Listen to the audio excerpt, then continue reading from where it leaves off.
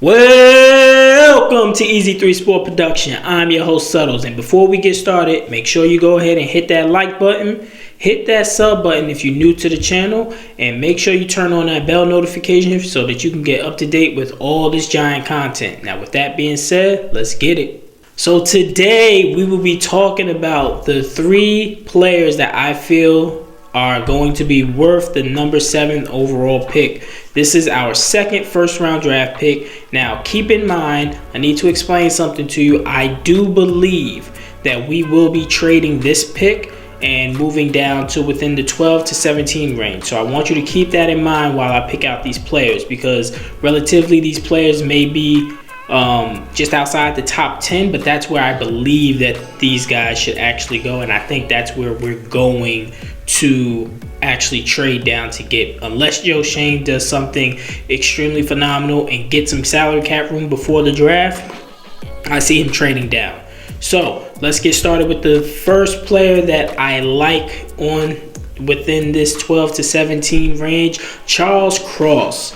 Offensive tackle out of Mississippi State. He is 6'4", 305 pounds. This man is just a smooth operator. His technique, his footwork, he's just smooth. That's the best word to describe this man. He is really great in pass protection. He's good with hand placement. He's very quick off of his first step. That means that the edge rushers cannot get around him.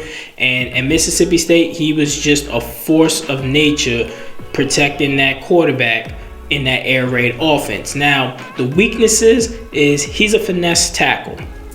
So he's not going to impose his will. He's not going to impose his strength as some people would like, or he's not going to really pave the way in the run game. Now, he is a pretty good run blocker. The only thing is that at Mississippi State, as I said before, they was running an air raid offense. So you're not going to really get too many opportunities to see him really run blocking. But he can do it. He's just not the best at it. But for the Giants, if we're able to get him either at 7 and or either 12 to 17, that will be a huge upgrade at our right tackle position. And now we can really solidify whoever's the quarterback, that the edges will definitely be protected. So Charles Cross out of Mississippi State. The next guy that I see that will be worth the number 7 pick and or 12 to 17 pick is George Clifford out of Purdue.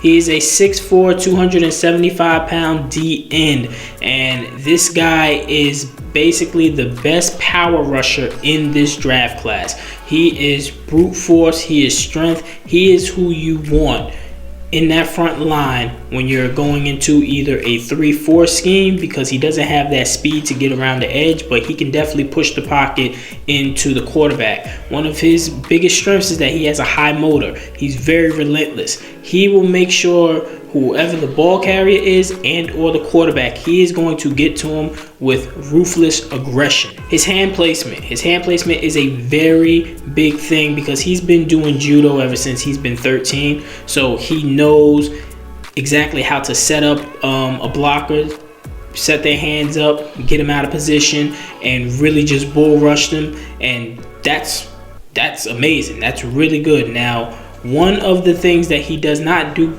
well is fight off of double teams. Now, if you've seen Purdue doesn't have any type of talent on that defensive line. It's basically just Clifford, and that's it. So once Clifford began to get double teamed, he was having trouble getting off of that. Now, when he's coming into the league, he's not going to set any records or anything like that. I see him as a rotational pass rusher, but I do see him as a very good one who you can really count on probably throughout the season to get you around 6 to 8 sacks.